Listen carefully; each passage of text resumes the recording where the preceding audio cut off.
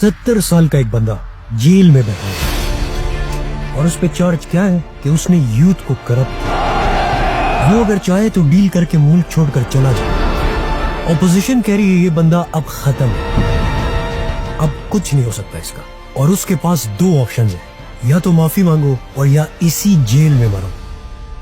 इस बंदे का नाम हम सब जानते हैं। इसका नाम है सोक्रेटिस, सुकरात। इंसान के लिए बगैर सोचे समझे जीने से मरना बेहतर है। और ये कहानी आज से 2500 साल पहले एथेंस ग्रीस के एक टेंपल से शुरू होती है। एक दफा ग्रीस के सबसे बड़े टेंपल में सोक्रेटिस के दोस्त ने खड़े होकर कहा कि है कोई जो मेरे इस दोस्त से ज्यादा वाइज और ज़हीन हो। तो वहाँ बैठे सब लोगों ने कहा कि नहीं, इससे ज्यादा ज़हीन और वाइज और कोई नहीं है। ये सुनकर सोक्रेटिस हैरान हो गया कि मैं तो अभी अभी एक आम सा सोल्जर जंग लड़ के आया हूँ, मैं किस एंगल से वाइज और इंटेलिजेंट। और उसने सोचा कि ये लोग मुझे ज़हीन क्यों कह रहे हैं। ये जानने के लिए सोक्रेटिस ग्रीस के सड़कों पर निकल गया और उसने देखा कि एक पॉलिटिशियन स्पीच कर रहा है। जैसे ही उसकी स्पीच खत्म हुई, सुकरात ने एकदम खड़े होकर उससे पूछा कि आप कहते हो कि मैं इंसाफ लाऊंगा, पहले जरा ये बताओ कि इंसाफ है क्या।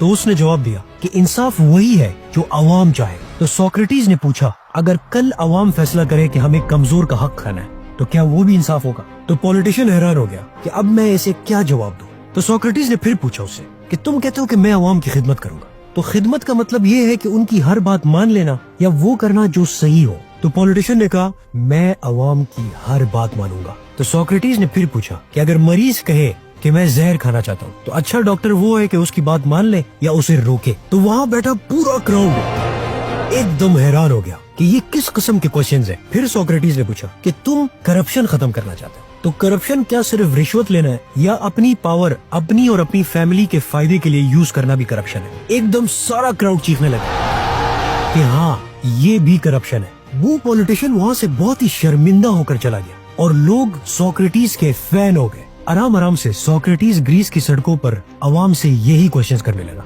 कभी कोई बिजनेसमैन तो कभी कोई पॉलिटिशियन और कभी कोई शायर, सब इसके क्वेश्चंस के सामने एक्सपोज हो जाते थे। और ये देखकर आहिस्ता आहिस्ता वो ग्रीस में इतना वायरल हो गया, जब वो किसी भी डिबेट के लिए जाता तो यूथ का एक बहुत बड़ा ग्रुप उसके पीछे पीछे चल रहा होता था। और इसी ग्रुप में एक यंग लड़का ये सारी चीजें ऑब्जर्व कर रहा था, जिसका नाम था प्लेटो, अफलातून।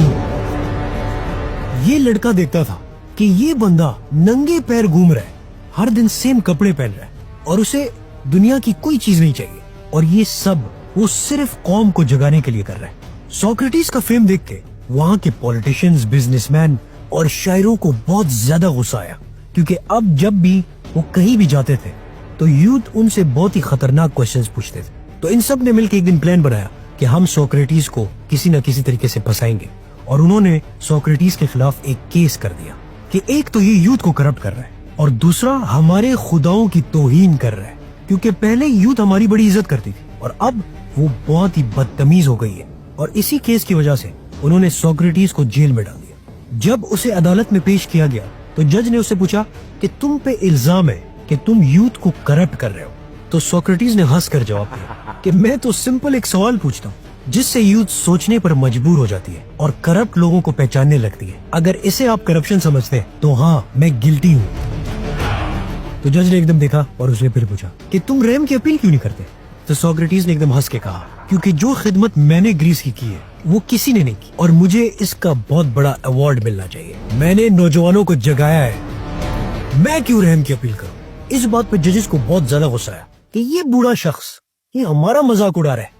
तो जज ने उसे कहा कि अगर तुम चुप करके बैठो और किसी और मुल्क चले जाओ तो हम तुम्हें कुछ भी नहीं कहेंगे। तो सोक्रेटिस ने कहा, नहीं, इस सच्चाई और इंसाफ के बगैर जीने से बेहतर है कि मैं मर जाऊं।